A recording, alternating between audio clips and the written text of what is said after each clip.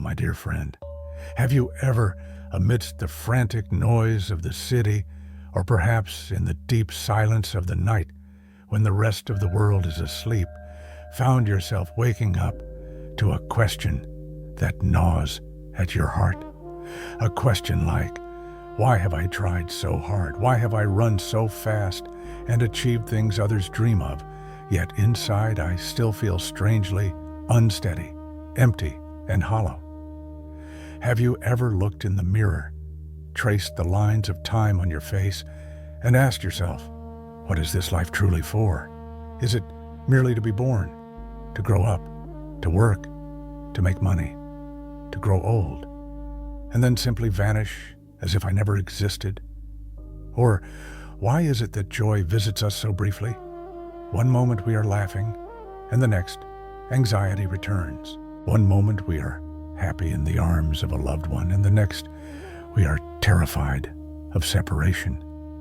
We keep running endlessly in search of happiness, like a traveler lost in a vast desert, drinking salt water. The more we drink, the less it quenches our thirst. In fact, the more we drink, the more our throats burn.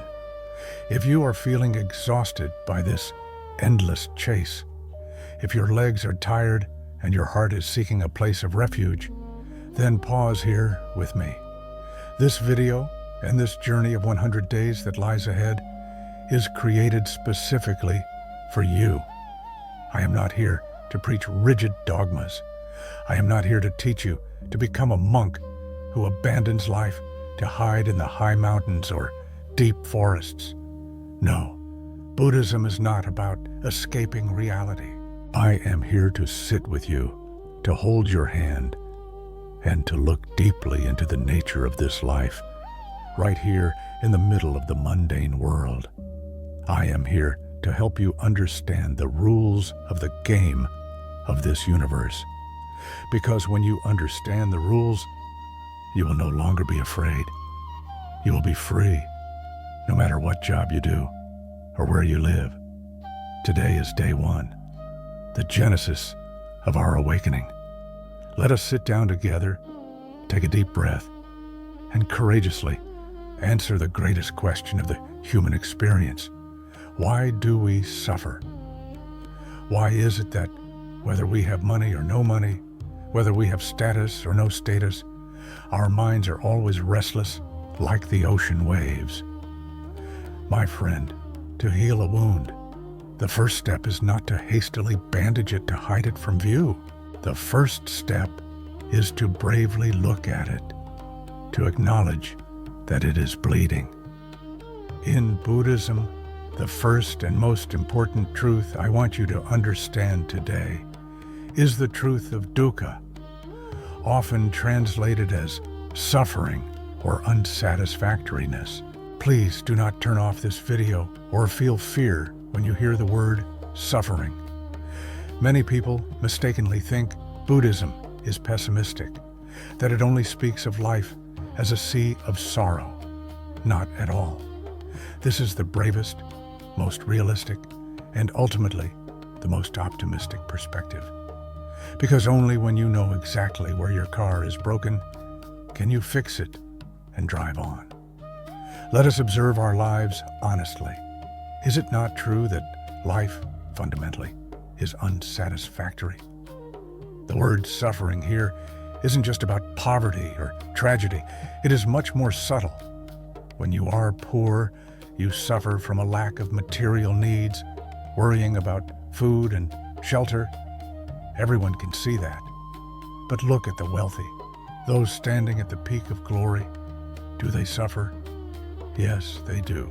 They suffer from the pressure of protecting their assets, the fear that someone will steal their position, the exhaustion of maintaining relationships filled with calculation and pretense, and the profound emptiness of having everything, yet feeling like something nameless is missing.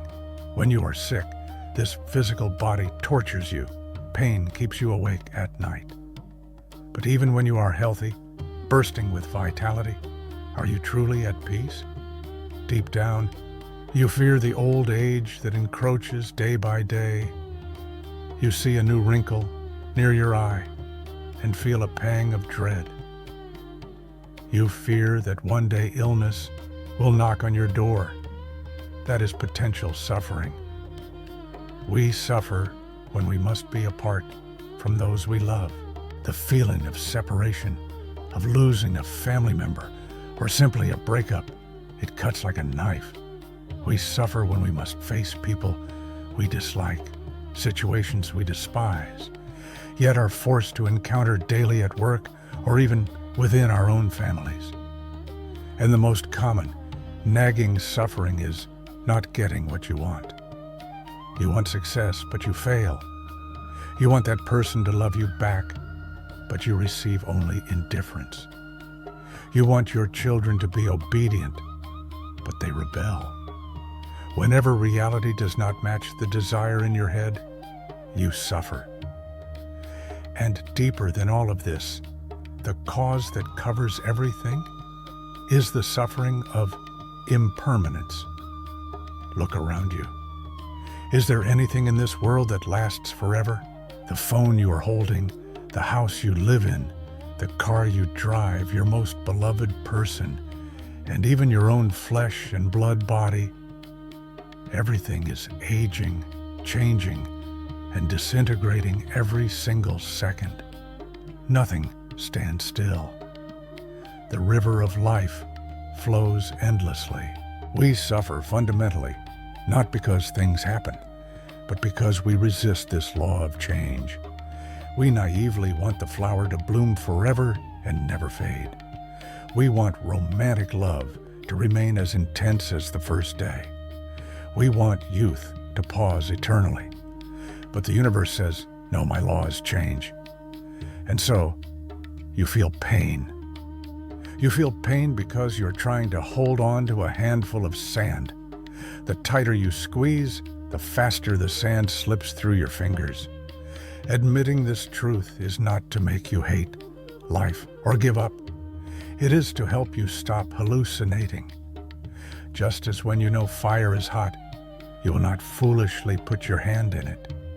When you know life is impermanent, you will cling less, expect less, and naturally, your heart will feel half the burden lift away. So the next question is, why do we keep throwing ourselves into the fire? Why do we cling even when we know it passes? Where is the root of all this trouble? The secret lies in your own mind. The cause of all suffering, which Buddhism calls the origin of suffering, is core to one thing, tanha, or simply put, craving and attachment. Imagine your mind is like a monkey swinging through the dense forest. It never sits still for even a second. One hand releases this branch, and the other hand immediately grabs the next. If it isn't holding on to something, it feels lost and terrified. Our minds are the same. We are always craving. First, we crave sensory pleasures. We crave delicious food, beautiful clothes, deep sleep, and sweet words of praise. But notice this.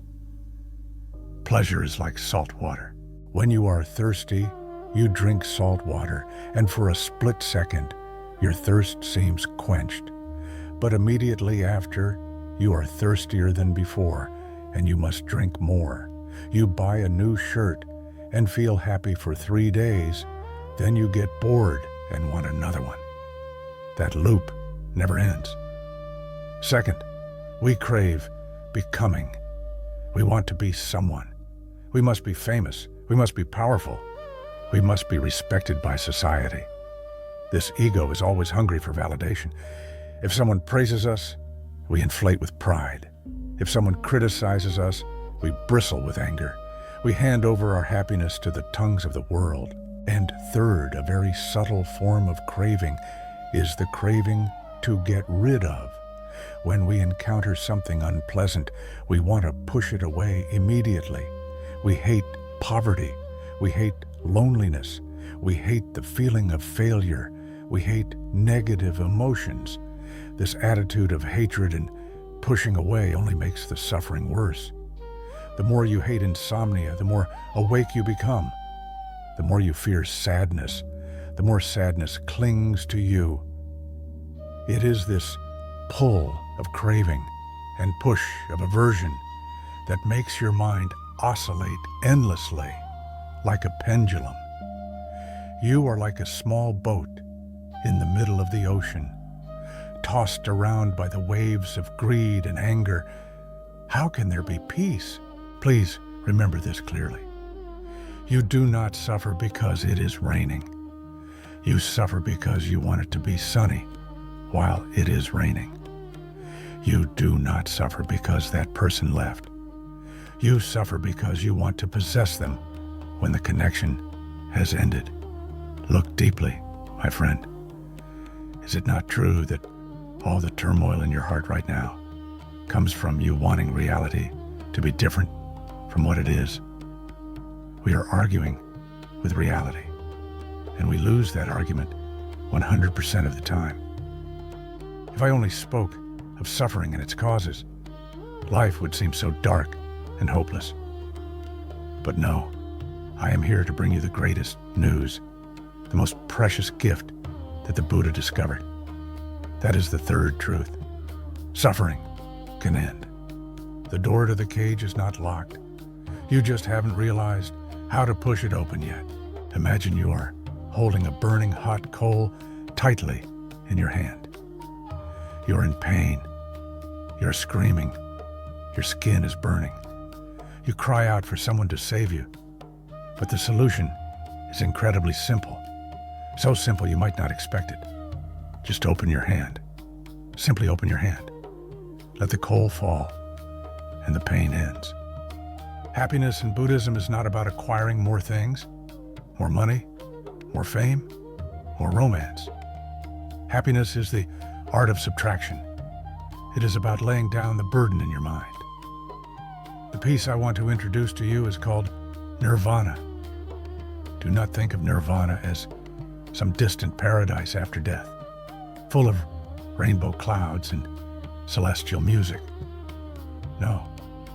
Nirvana is the state of a silent mind, a coolness, right here in the present, right here and right now. It is the moment you see a flower blooming. You fully know it is blooming. You see its vibrant colors, but your heart does not judge it as beautiful or ugly. You do not crave for it to last longer. You do not mourn when it fades. You simply know and see.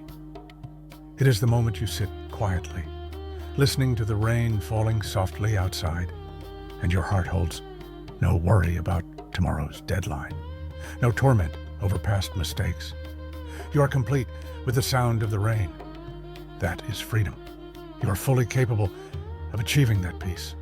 The nature of your mind is inherently clear, radiant, and still, like the vast blue sky.